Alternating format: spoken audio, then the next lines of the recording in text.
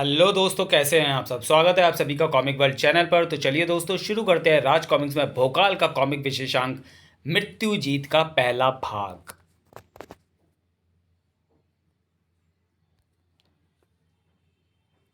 अपने बाहुबल और वीरता से बड़े बड़े युद्धों को जीत लेते हैं महाबली। अपनी अत्यंत कठोर तपस्या और अद्वितीय असहन शक्ति से बड़ी शक्तियों पर विजय पा लेते हैं तपस्वी।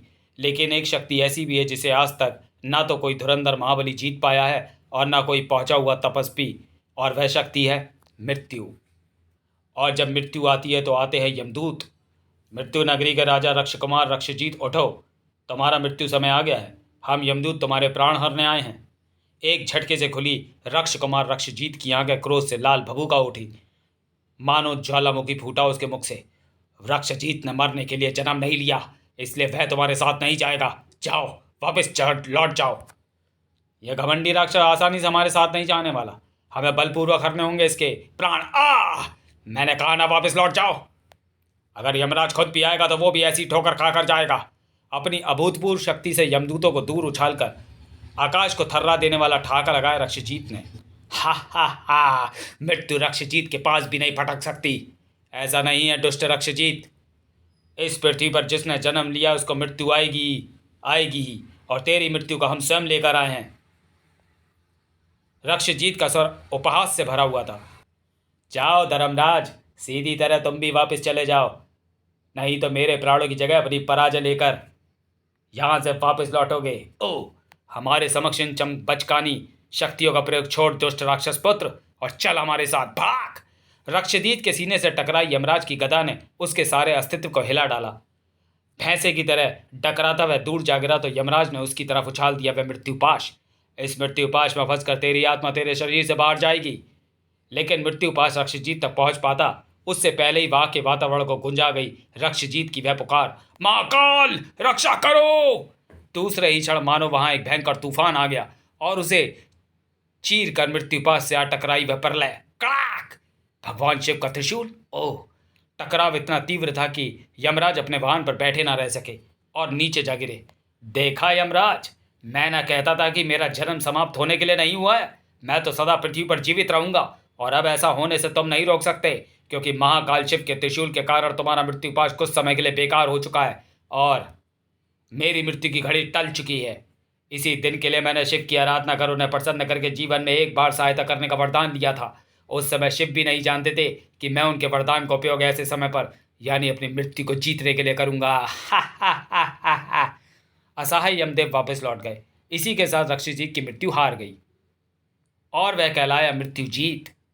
वह मृत्यु जीत जिसकी अपराजय शक्तियों के भय से विश्व के शूर वीर राजा महाराजाओं ने अपने अपने मुकुटों को उतार कर उसके चरणों में रख दिया है। ऊंचे सिंहासन पर बैठे मृत्युजीत का सीना गर्व से और भी चौड़ा हो गया। मात्र इतना ही बताकर चुप क्यों हो गए देवर्षि नारद? यहाँ उपस्थित राजा महाराजाओं को यह भी तो बताओ कि कैसे हमने कामदेव को खदेड़ा था, कैसे एक ही मुष्टि प्रहार से हमने इंद्र के वाहन ऐरावत को पछाड़ खाने के लिए विवश कर दिया था, कैसे विष्णु के गरुड़ को एक दिन के लिए बंदी बना लिया था, और कैसे देवताओं को भारी सेना पर अकेला ही भारी पड़ा था।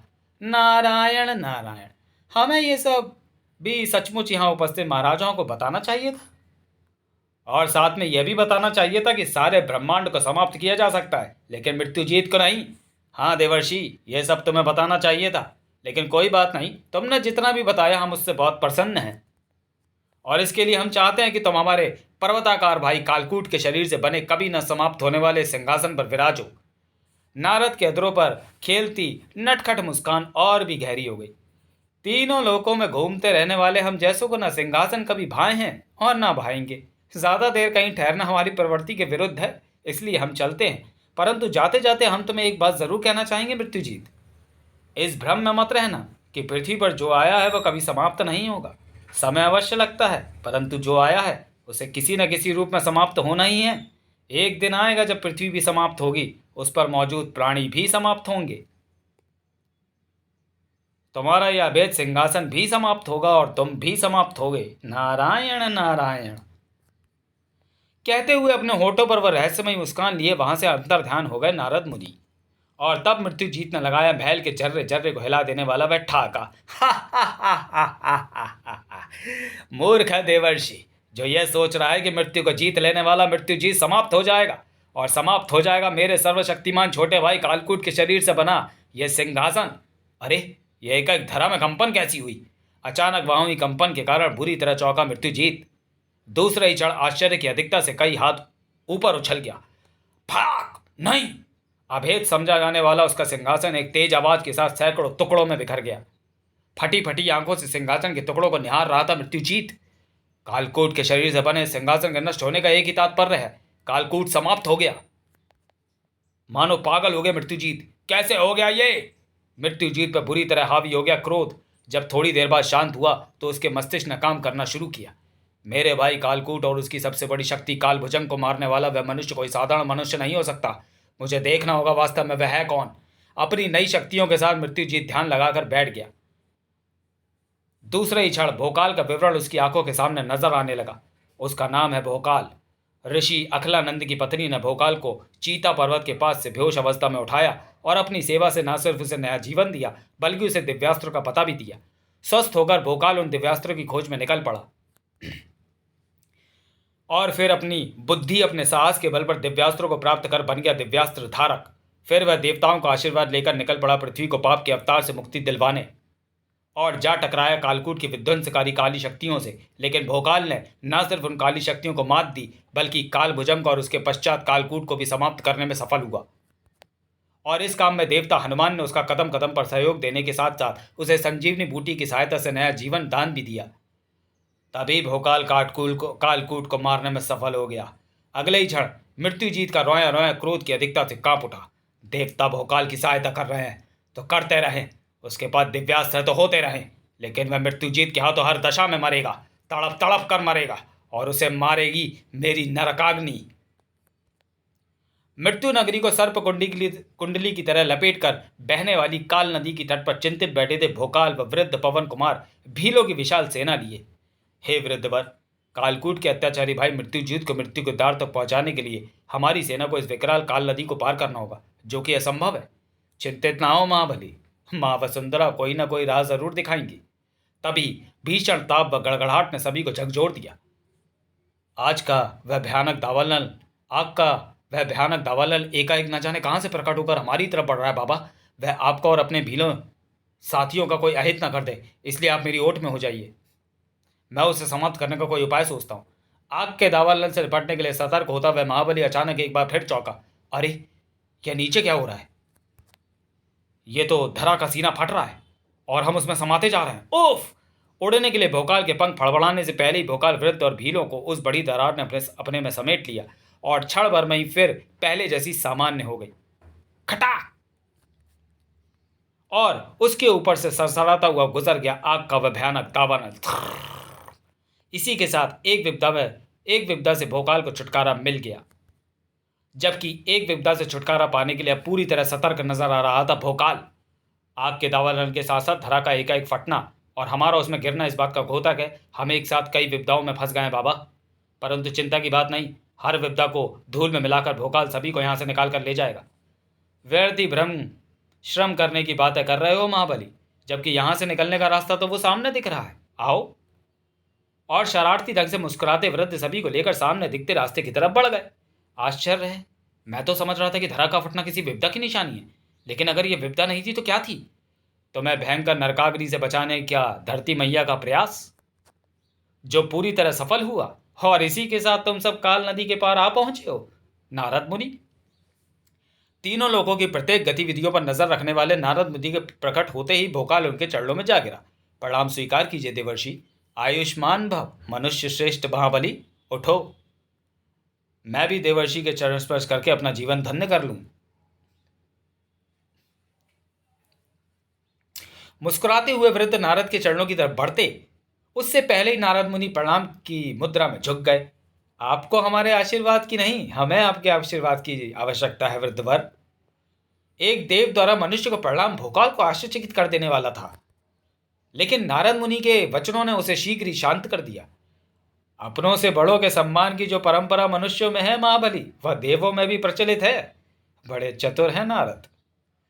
हम यहाँ तुम्हें तुम्हारी सफलता की बधाई देने के साथ इस बात से भी अवगत कराने आए हैं कि कालकूट को समाप्त कर तुम यह मत समझ लेना कि तुमने पृथ्वी को पाप के अवतार से मुक्त कर दिया।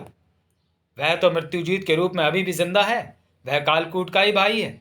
कुछ देर पहले जिस भयानक अग्नि से धरती मैया ने तुम्हें बचाया, उसे तुम्हें समाप्त करने के लिए मृत्युजीत नहीं छोड़ा था। अगर मृत्युजीत ही पाप का वह अवतार है देवर्षि, तो आप निश्चिंत रहें, शीघ्र उसे भी समाप्त कर डालेगा भोकाल। हमें तुम्हारी वीरता और साहस पर विश्वास है महाबली, परंतु फिर भी उस मृत्युजीत को जीतना तुम्हारे लिए आसान ना होगा, जिसने साक्षात मृत्यु को जीता हुआ है। उससे सामना करते समय दो बातों को ध्यान में रखना महाबली। एक तो बुजुर्गों का कहा मानना, और दूसरे अपने परिवार व शुभचिंतकों की खबर लेते रहना। इतना कहकर नारद मुनि अंतर्धान हो गए। भोकाल को स्तब्ध खड़ा छोड़कर देवर्षि अपने अंतिम शब्दों में मुझे कुछ समझा गए या चेतावनी दे गए।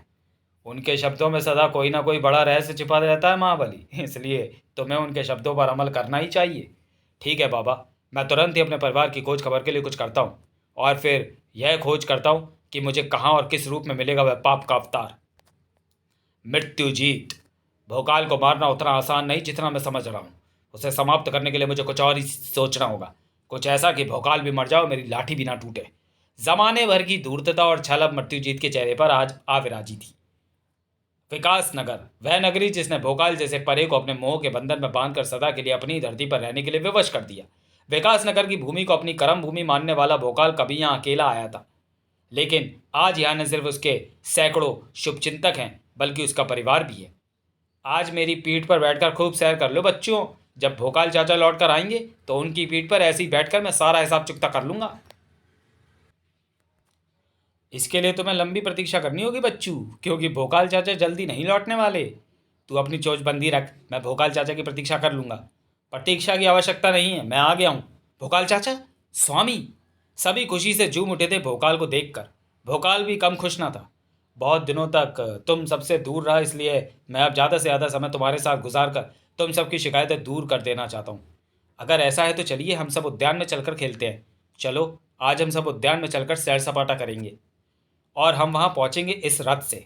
अति सुंदर। ये रथ तुम्हें कहाँ से मिला स्वामी? गंधर्व कुमार ने स्वयं इसे मुझे भेंट किया है। ये दिखने में जितना सुंदर है, चलने में उतना ही शानदार है। इस पर सवार हो जाओ, स्वयं ही पता चल जाएगा। मंत्रमुग्ध से वे रथ पर सवार हो गए। अगले ही क्षण रथ ने हवा से बातें करना आरंभ कर दिया। रथ धीरे चलाइए स्वामी, कृपया रथ धीरे चलाइए स्वामी, हम सब भयभीत हो रहे हैं। रथ की गति को कम करने की मत सोचो सुंदरी, यह गति अभी और भी बढ़ेगी। रही बात तुम सबके भयभीत होने की, तो उसका प्रबंध मैं अभी किए देता हूँ। दूसरे ही क्षण सो जाओ, ना आंखें खुली रहेंगी और ना भय लगेगा। भोकाल के हाथों से निकला वह भभूत का गुब्बार सभी के नथनों से टकराया और उन्हें अचेत करता चला गया। सभी की चेतना लुप्त हो गई है। अब इस रथ को जमीन पर नहीं, आकाश में दौड़ाना चाहिए, क्योंकि मुझे इन्हें लेकर स्वामी मृत्युजीत के पास जल्द से जल्द पहुंचना है। हा हा हा हा। भोकाल का रूप धर उस राक्षस ने भोकाल के शुभ चिंतकों का हरण कर लिया और उन्हें लेकर जा पहुंचा मृत्युजीत के सामने। शाबाश रक्षवीर, तुमने इन्हें यहाँ लाकर बहुत बड़ा काम किया है। इन्हें ऐसी जगह पहुंचा दो जहाँ इन तक भोकाल की आत्मा भी ना पहुंच सके। अब मैं देखता हूँ मुझसे और अपनी मौत से बचकर कहाँ जाते हैं भोकाल और उसके साथी। सामने से वह धूल का बड़ा गुब्बार सा कैसा उठ रहा है? सावधान साथियों, धूल के इस गुब्बार के उठने का मतलब मैं खूब समझता हूँ। ऐसे गुब्बार तभी उठते हैं जब शत्रु को कुचलने का इरादा लेकर आगे बढ़ती है कोई विशाल सेना। उन्हें सामने आने दीजिए महाबली, फिर देखिए कौन किसे रौंदता है। कुछ ही देर बाद दोनों सेनाएं आमने सामने थीं। तेरा विनाश बहुत जल्दी तुझे मेरे सामने ले आया मृत्युजीत। मूर्ख भोकाल, विनाश मेरा नहीं तेरा आया है। मैंने तो अपना गुलाम बना रखा है विनाश को, और यह बात तुझे तब पता चलेगी जब इस रणभूमि का जर्रा जर्रा तेरे और तेरे साथियों के लहू से रंगा नजर आएगा। आक्रमण! इधर मृत्युजीत चीखा और इधर भीलराज। आगे बढ़ो साथियों, एक भी शत्रु जीवित वापस नहीं लौटना चाहिए। कुछ ही क्षणों में दो सेनाएं आपस में भिड़ गईं और दोनों का लक्ष्य था अपने शत्रुओं का विनाश। महाबली भोकाल और मृत्युजीत का लक्ष्य भी यही था। असंख्य काली शक्तियों से भरा यह फरसा कुछ ही पलों में तेरे शरीर को कई टुकड़ों में बांट देगा। ओह, उफ! इस तरह तुम ज्यादा समय तक मृत्युजीत की काली शक्तियों से बचे नहीं रह सकते महाबली। किसी उचित दिव्यास्त्र का प्रयोग करो। आप सही कह रहे हैं बाबा, मुझे दिव्यास्त्र का प्रयोग करना ही होगा, और इसके लिए एकदम उपयुक्त रहेगा काली माँ की खड़क। एक क्षण में ही काली माँ की प्रलंकारी खड़क भोकाल के हाथ में थी। अब ना भोकाल के लिए अपना बचाव करना मुश्किल था और ना प्रहार करना। यह काली माँ की वह प्रलंकारी खड़ग है दुष्ट, जो बड़ी से बड़ी शक्तियों का पल भर में ही संहार करने की नहीं, खड़ाक तो जैसे पापियों का नाश करने की क्षमता भी रखती है। खचाक! भोकाल ने फुर्ती से लपक को उड़ा दी मृत्युजीत की गर्दन।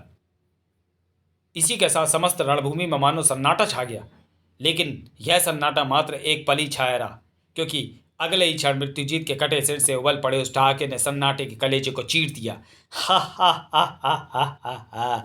मेरे शीश को काट कर प्रसन्न मत हो मूर्ख भोकाल, क्योंकि इस शीश के कटने का मतलब ये नहीं कि मर गया वह जिसने मृत्यु को जीता हुआ है। हा हा हा हा हा। देखने वालों को आश्चर्यचकित करता मृत्युजीत का शीश ठहाके लगाता हवा में लहराया और जाकर अपने धड़ से जा जुड़ा। हा हा हा। मेरा शीश मेरे धड़ से जुड़ गया है भोकाल, आगे बढ़कर इसे फिर काट। मेरे शीश के बार बार कटने से मुझे ही लाभ है, क्योंकि ब्रह्मा से मैंने वरदान लिया हुआ है कि जितनी बार मेरा शीश कटेगा उतनी बार मेरी शक्ति बढ़ती जाएगी। इसका शीश काटना तो मूर्खता होगी, इसे समाप्त करने के लिए मुझे कुछ और ही सोचना होगा। इसलिए काली माँ की इस खड़ग की अब मुझे आवश्यकता नहीं है। तुरंत ही भोकाल के हाथों से खड़ग अदृश्य हो गई। इसी के साथ ठहाका लगाता मृत्युजीत ने कर दिया अपना वार। मुझे इसी की प्रतीक्षा थी कि तू अपने हाथ से खड़ग छोड़े और मैं तुझे नाग देवता वासुकी से प्राप्त इस नागपाश में जकड़ डालूं, जिससे कोई भी मनुष्य मृत्यु के पश्चात ही छूट सकता है। वह अपने आप को नागपाश में फंसने से बचा नहीं सका, लेकिन नागपाश में फंसने वाला वह अकेला ही नहीं था, वृद्ध भी उसके साथ फंसा था। ओह, ये तो बहुत बुरा हुआ बाबा, संयोग से आप भी मेरे साथ नागपाश में फंस गए। लेकिन आप घबराइए नहीं, क्योंकि ऐसे क्षणों में जो अपना संयम खो देते हैं वह अपना जीवन भी खो देते हैं, और जो ऐसे में अपना संयम बचा लेते हैं वे अपना जीवन भी बचा लेते हैं। शायद तुमने ठीक कहा महाबली, लगाओ और शक्ति लगाओ। मुझे लगता है कि तुम अपनी असीमित शक्ति से इस नागपाश को शीघ्र ही तोड़ डालोगे। जल्दी ही कई टुकड़ों में टूट कर गिरा नागपाश। इसी के साथ वृद्ध भेद भरी मुस्कान के साथ मुस्कुरा उठा। वाह महाबली वाह, तुमने इस नागपाश को तोड़कर एक बार फिर अपने आप को महाबली सिद्ध कर दिया। धन्यवाद बाबा। हाँ, अपने आप को संभालता भोकाल वृद्धि की जिस मुस्कान का रहस्य नहीं समझ पा रहा था, उसे खूब समझ रहा था मृत्युजीत। नागपाश भोकाल की शक्ति से नहीं, हनुमान की शक्ति से टूटा है। हनुमान जानता था कि भोकाल नागपाश को कदापि नहीं तोड़ पाएगा, इसलिए उसने स्वयं को भी भोकाल के साथ नागपाश में फंसा लिया था। हनुमान हर संकट में भोकाल की मदद कर रहा है। जब तक वह इसके साथ है, भोकाल को समाप्त करना असंभव है। इसलिए अगर मुझे भोकाल के जीवन को उसके शरीर से अलग करना है, तो पहले हनुमान को उससे अलग करना होगा। तो चलिए दोस्तों, वीडियो को यहीं समाप्त करते हैं और मिलते हैं मृत्युजीत के दूसरे और अंतिम भाग में अगले वीडियो में। तब तक के लिए धन्यवाद।